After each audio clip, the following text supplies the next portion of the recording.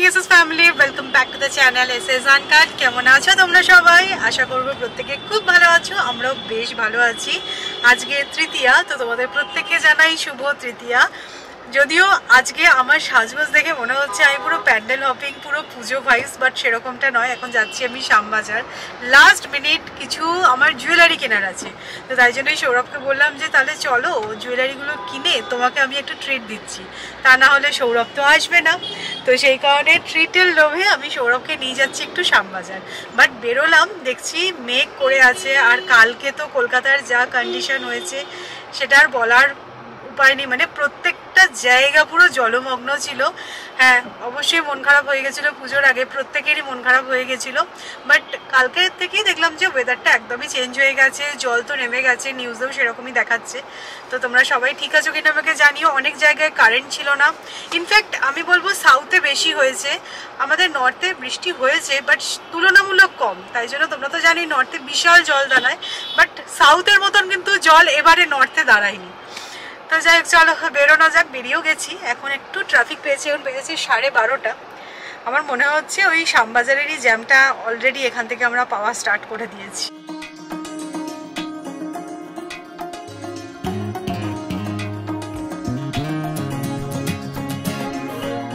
আমি জানো তো এখন অনেক জুয়েলারি শ্যামবাজার থেকে কিনছি। তো লাস্টবার যখন কলকাতায় এসেছিলাম তখন তো জানতাম না যে পুজোর আগে কলকাতায় থাকতে পারবো।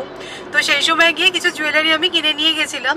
তার মধ্যে দেখো এই ইয়াররিংটা মাত্র 30 টাকা দাম, কিন্তু কি মিষ্টি দেখতে দেখো। তো এইটা একটা কিনেছিলাম। তো অনলাইনে জুয়েলারি পাওয়াই যায়, মিশোতেও পাওয়া যায় জাং জুয়েলারি, বাট আমার মনে হচ্ছে শ্যামবাজারে গিয়ে কেনাটাই ভালো। অনলাইনে তো আমি পুনেতেও পেয়ে যাবো, কিন্তু শ্যামবাজারটা তো আমি পুনেতে পাবো না, সেই কারণেই একবার আসা।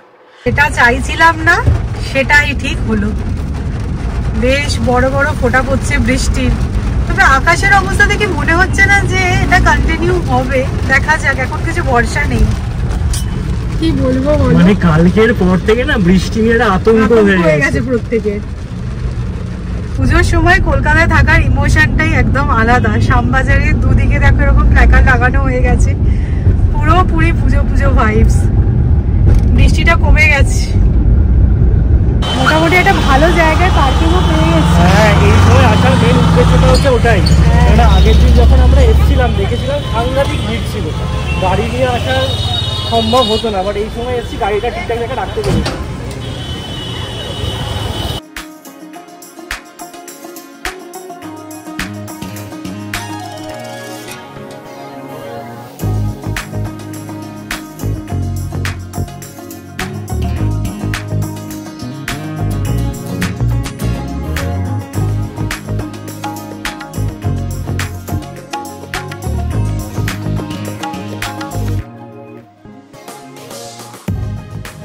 আমরা এখন দাঁড়িয়ে আছি হাতিবাগান নবীন পল্লীতে। তো এসছি যখন ভাবলাম যে ঠাকুর দেখে যাই একটু, বাট ওদের কাজ শেষ হয়নি। আর না হওয়াটাই স্বাভাবিক, কালকে যা বিপর্যয় ছিল, তারপরে এদের এখন ফিনিশিং টাচ চলছে।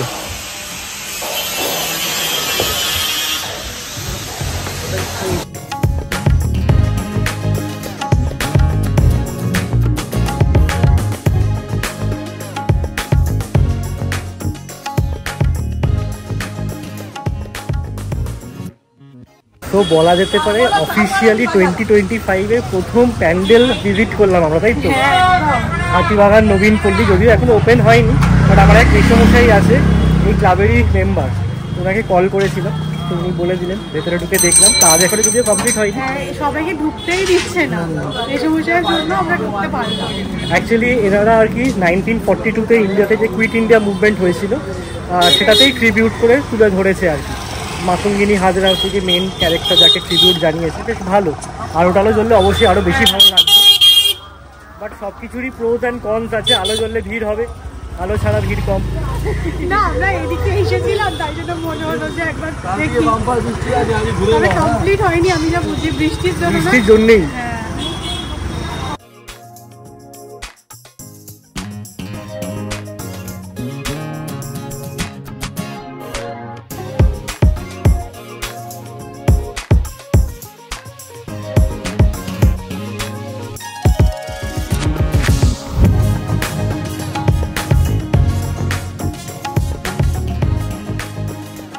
আমরা জাস্ট শিকদার বাগানের ঠাকুর দেখে বেরোলাম, যদিও এখনো ওপেন হয়নি, কালকে মনে হয় মোস্ট প্রবাবলি ওপেন হবে। বাট প্যান্ডেলটা আমরা দেখলাম, ভালোই লাগলো বেশ, তাই না? হ্যাঁ ভালো লেগেছে। ওদের থিম হচ্ছে সংকেত, ভালো লাগলো।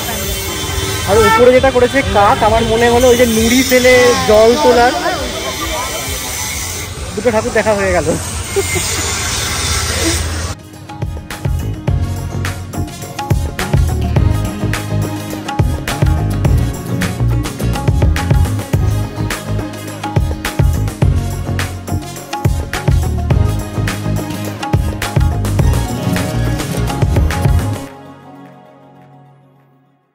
বেরোনোর সময় তোমাদের বললাম ঠিক কথাই যে ভেবো না আমরা ঠাকুর দেখতে যাচ্ছি, কিন্তু হাতিবাগানে এসে এই দুটো বড় বড় ঠাকুর দেখার লোকটা সামলাতে পারলাম না।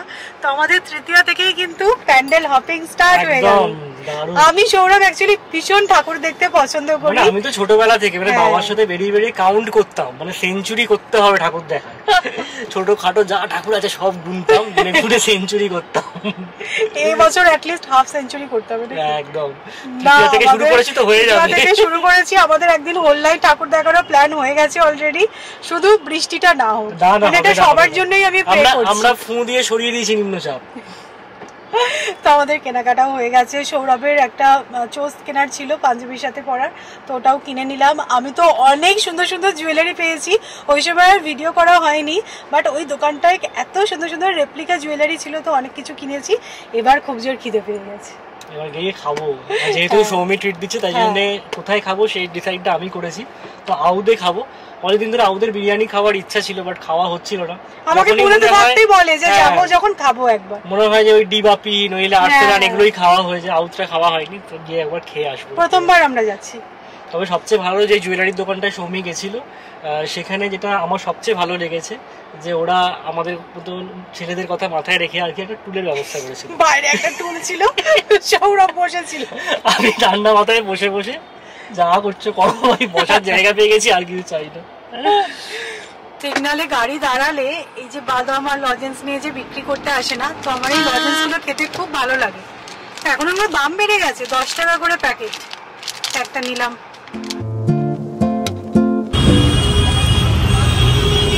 এদেরও এখানে পুজোর প্রস্তুতি চলছে, সব টেকআওয়ে কাউন্টার গুলো বাইরে করছে, প্যান্ডেল প্যান্ডেল সাজিয়ে ফেলেছে, মানে হেভি রাশ।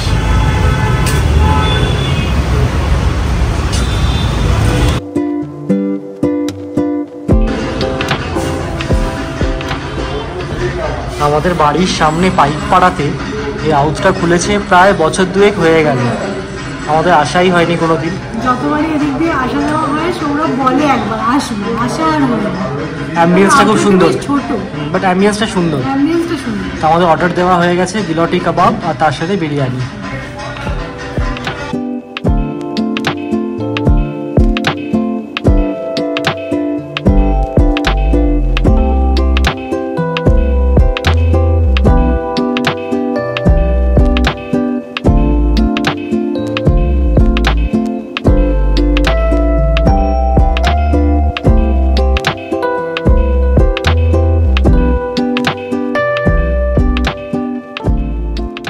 খাওয়া দাওয়া করে বাড়ি ফিরে যাওয়ারই তো কথা ছিল, বাট খেতে বসে দেখলাম যে পাইকপাড়ায় যেখানে বসে খাচ্ছিলাম সেখান থেকে টালা প্রত্যয় হচ্ছে গিয়ে 5 মিনিটের ডিস্টেন্স।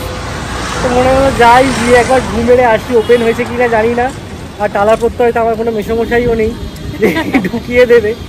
বাট ঠিক আছে, এত কাছে এসছি যখন একবার ট্রাই মারি, দেখা যাক কি হয়। খুব নাম করেছে টালা প্রত্যয় লাস্ট 3-4 বছর ধরে, বাট আমাদের কোনো বাড়ি দেখা হয়নি, কারণ এই ভিড়ের ভয় পাই। প্রত্যেক বাড়ি ভাবি যে এই ভিড়ে যাওয়া যাবে, তো আজকে তৃতীয়াতে কি অবস্থা দেখা যাক। ভিড় আছে বলে তো মনে হচ্ছে না, বাট ঢুকতে দিচ্ছে কিনা সেটাই দেখার বিষয় মেন।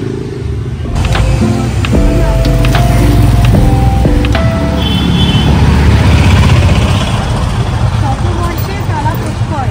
100 বছর।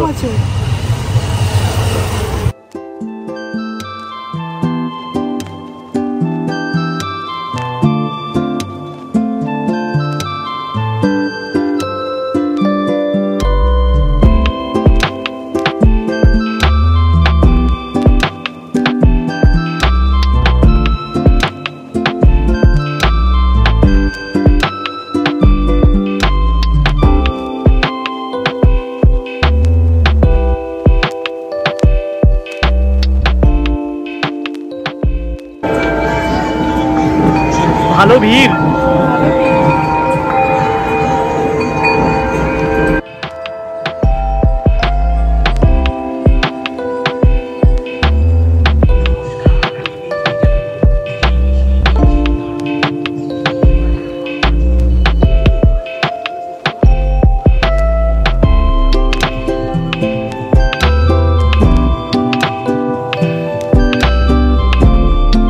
যাই হোক আমাদের ফাইনালি কালাপত্তরের ঠাকুর দেখা হলো, কিন্তু আমার না খুব ভালো লাগেনি সত্যি বলছি। মানে ওদের থিমটা হচ্ছে গিয়ে বীজ রোপণ, সেই নিয়ে করেছে আর কি। হ্যাঁ ঠিক আছে, আর্টের দিক দিয়ে খুব ভালো, আর ইন্টেলেকচুয়ালিটি ভালো লাগে, কিন্তু মাকে যখন দেখি একদম সেই আগের ট্র্যাডিশনালটা আমার বেশি ভালো লাগে। এখানে একদম অন্য রকমই করেছে, যেটা আমার পার্সোনালি খুব একটা পছন্দ।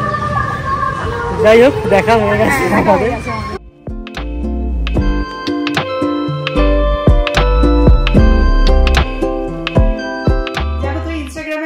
শুটের জন্য না এই ব্যাকড্রপটা আমাকে বানাতে হয়েছিল, বাট এখন পুজোর জন্য মনে হচ্ছে যে এই ব্যাকড্রপটা রেখেই দিই অ্যাজ ইট ইজ। তো এখানে দেখো কি দেখতে ভালো লাগছে।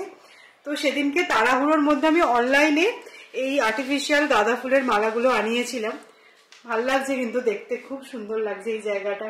আর যখন এই ব্যাকড্রপটা ভালো লাগছেই দেখতে, তাহলে ভাবলাম যে ভিডিওতে এই ব্যাকড্রপটা নিয়েই কথাটা বলা যাক। তো হ্যাঁ, যেটা তোমাদেরকে এখন দেখাবো সেটা হচ্ছে আমি শ্যামবাজার থেকে কি অক্সিডাইজ জুয়েলারি নিয়েছি।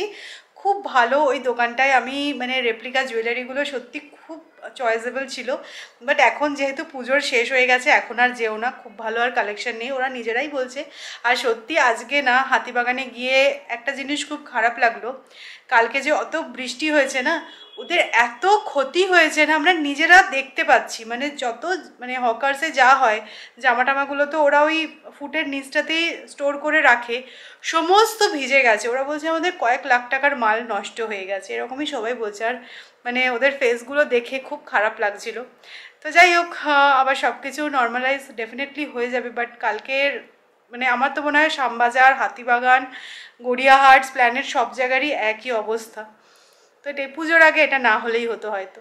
মেনলি আমার কিছু ব্যাঙ্গেল নেওয়ার ছিল, আর সেগুলো আমি রেপ্লিকা ব্যাঙ্গেলই খুঁজছিলাম। তো একটা দেখো এরকম ডুয়াল টোনের মধ্যে বালা নিয়েছি, এরকম হাতি মুখ করা আছে এটা, আর এইরকম ডিজাইনের একটা নিয়েছি। এটা সিম্পল, বাট শাখা বলা যে কিনেছি না, তার সাথে পেয়ার আপ করলে এই ডিজাইনটা খুব ভালো লাগবে।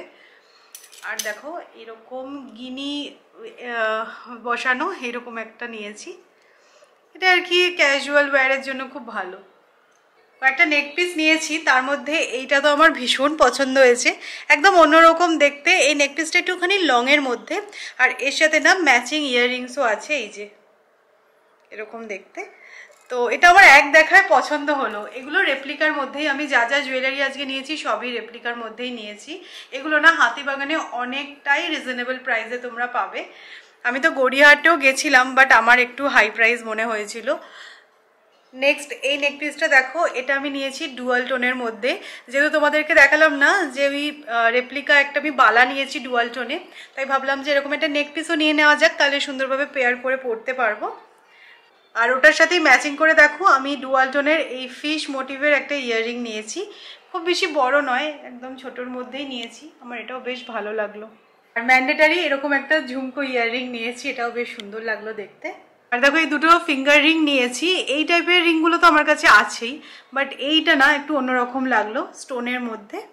হ্যাঁ, জুয়েলারিগুলো তোমাদেরকে দেখালাম, বাট দামগুলো বললাম না, কারণ যার বার্গেনিং স্কিল যত ভালো সে তত বার্গেন করে কিনতে পারবে। আমার বার্গেনিং স্কিল অতটাও ভালো নয়, আর আমি যেহেতু একটা দোকান থেকে অনেক কিছু কিনেছি, তাই জন্য ওরা অনেকটাই আমাকে ডিসকাউন্ট করে দিয়েছে, আমার মনে হয়েছে ঠিকঠাকই আছে। তো যাই হোক, চলো এবার নিচে যাই। এতক্ষণ ধরে আমি ওপরে কিছু আমার কাজ ছিল সেগুলো সারছিলাম, এবার নিচে যাওয়া যাক। আমাদের পুনে যাওয়ারও এবার প্যাকিং স্টার্ট করতে হবে, তো সেই সব নিয়েই আর কি সৌরভের সাথে আলোচনা হচ্ছে। অলমোস্ট 2 মাস হয়ে গেল কলকাতায় আছি, পুজোটা শেষ হয়ে গেলেই মনে হচ্ছে আবার ফিরে যেতে হবে।